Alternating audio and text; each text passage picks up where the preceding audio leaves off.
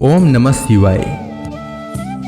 जिस प्रकार इस ब्रह्मांड का न कोई अंत है और न ही कोई शुरुआत, उसी प्रकार शिव अनादि हैं। संपूर्ण ब्रह्मांड शिव के अंदर समाया हुआ है। आइए श्रवण करते हैं सोमवार व्रत कथा। प्राचीन काल की बात है। एक नगर में एक बहुत धनवान साहूकार रहता था, जिसके घर में धन की कमी नहीं थी, परंतु उसको एक बहुत बड़ा दुख था कि उसके कोई पुत्र नहीं था। वह इसी चिंता में दिन रात लगा रहता था। वह पुत्र की कामना के लिए प्रत्येक सोमवार को शिव जी का व्रत और पूजन किया करता था तथा सायंकाल को शिव मंदिर में जाकर शिव जी के सामने दीपक जलाया करता था। उसके इस भक्ति भाव को देखकर एक समय पार्वती जी ने शिव जी महाराज से कहा कि महाराज, यह साहूकार आपका अनन्य भक्त है और सदैव आपका व्रत और पूजन बड़ी श्रद्धा से करता है। इसकी मनोकामना पूर्ण करनी चाहिए। शिव जी ने कहा, हे पार्वती, यह संसार कर्म क्षेत्र है। जैसे किसान खेत में जैसा बीज बोता है वैसा ही फल काटता है, उसी तरह इस संसार में जैसा कर्म करते हैं वैसा ही फल भोगते हैं। पार्वती जी ने अत्यंत आग्रह से कहा, महाराज, जब यह आपका अनन्य भक्त है और इसको अगर किसी प्रकार का दुख है तो उसको अवश्य दूर करना चाहिए, क्योंकि आप सदैव अपने भक्तों पर दयालु होते हैं और उनके दुखों को दूर करते हैं। यदि आप ऐसा नहीं करेंगे तो मनुष्य आपकी सेवा तथा व्रत क्यों करेंगे। पार्वती जी का ऐसा आग्रह देख शिव जी महाराज कहने लगे, हे पार्वती, इसके कोई पुत्र नहीं है। इसी चिंता में यह अति दुखी रहता है। इसके भाग्य में पुत्र न होने पर भी इसको मैं पुत्र प्राप्ति का वर देता हूँ, परंतु यह पुत्र केवल 12 वर्ष तक जीवित रहेगा। इसके पश्चात वह मृत्यु को प्राप्त हो जाएगा। इससे अधिक मैं और इसके लिए कुछ नहीं कर सकता।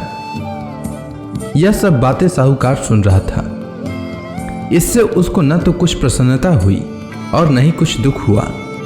वह पहले जैसा ही शिव जी महाराज का व्रत और पूजन करता रहा।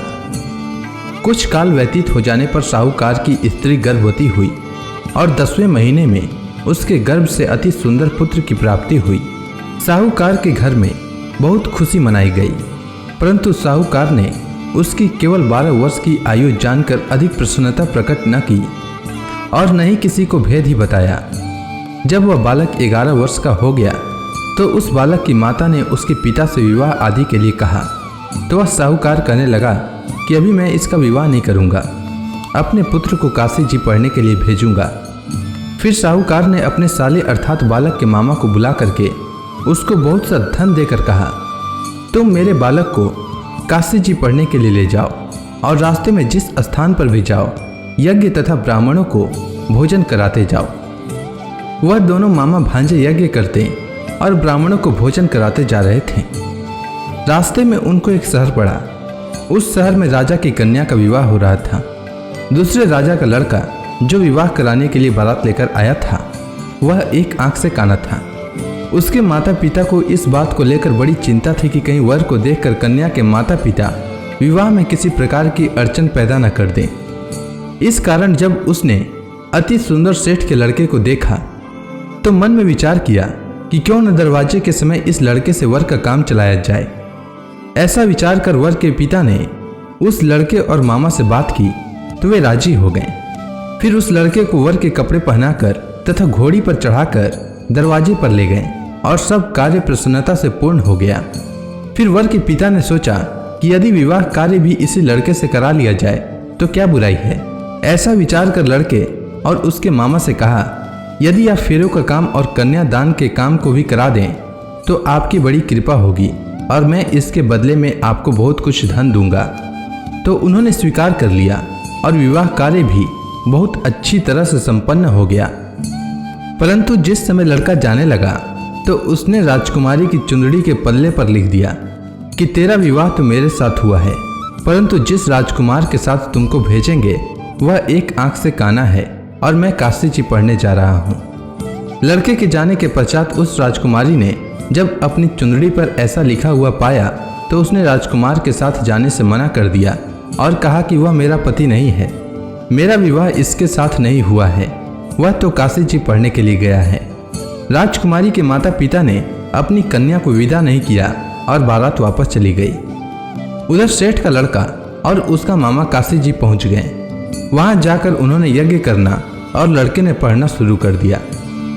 जब लड़के की आयु 12 वर्ष की हो गई तो उस दिन उन्होंने यज्ञ रचा रखा था कि लड़के ने अपने मामा से कहा कि मामा जी आज मेरी तबीयत कुछ ठीक नहीं है। तब मामा ने कहा कि अंदर जाओ और सो जाओ। लड़का अंदर जाकर सो गया और थोड़ी देर में उसके प्राण निकल गए। जब उसके मामा ने आकर देखा कि वह मुर्दा पड़ा है तो उसको बड़ा दुख हुआ और उसने सोचा कि अगर मैं अभी रोना पीटना मचा दूंगा तो यज्ञ का कार्य अधूरा रह जाएगा। अतः उसने जल्दी से यज्ञ का कार्य समाप्त कर ब्राह्मणों के जाने के बाद रोना पीटना आरंभ किया। संयोगवश उसी समय शिव पार्वती जी उधर से जा रहे थे। जब उन्होंने जोर जोर से रोने की आवाज़ सुनी तो पार्वती जी कहने लगी कि महाराज कोई दुखिया रो रहा है, उसके कष्ट को दूर कीजिए। जब शिव पार्वती ने पास जाकर देखा तो वहाँ एक लड़का मुर्दा पड़ा था। पार्वती जी कहने लगी कि महाराज यह तो उसी सेठ का लड़का है जो आपके वरदान से हुआ था। हे महाराज, इस बालक को और आयु दीजिए, नहीं तो इसके माता पिता तड़प तड़प कर मर जाएंगे। पार्वती जी के बार बार आग्रह करने पर शिव जी ने उसको जीवन वरदान दिया और शिव जी महाराज की कृपा से लड़का जीवित हो गया। शिव जी और पार्वती जी कैलाश पर्वत पर चले गए। तब वह लड़का और मामा उसी प्रकार यज्ञ करते तथा ब्राह्मणों को भोजन कराते हुए अपने घर की ओर चल पड़े। रास्ते में उसी शहर में आए जहां उसका विवाह हुआ था। वहां पर आकर उन्होंने यज्ञ आरंभ कर दिया तो उस लड़के के ससुर ने उसको पहचान लिया और अपने महल में ले जाकर उसकी बड़ी खातिर की। साथ ही बहुत से दास दासियों सहित आदरपूर्वक लड़की और जमाई को विदा किया। जब वह अपने शहर के निकट आए तो मामा ने कहा कि मैं पहले तुम्हारे घर जाकर खबर कर देता हूँ। जब उस लड़के का मामा घर पहुंचा तो लड़के के माता पिता घर की छत पर बैठे थे और यह प्रण कर रखा था कि यदि हमारा पुत्र सकुशल लौट आया तो हम राजी खुशी नीचे आ जाएंगे, नहीं तो छत से गिरकर अपने प्राण खो देंगे।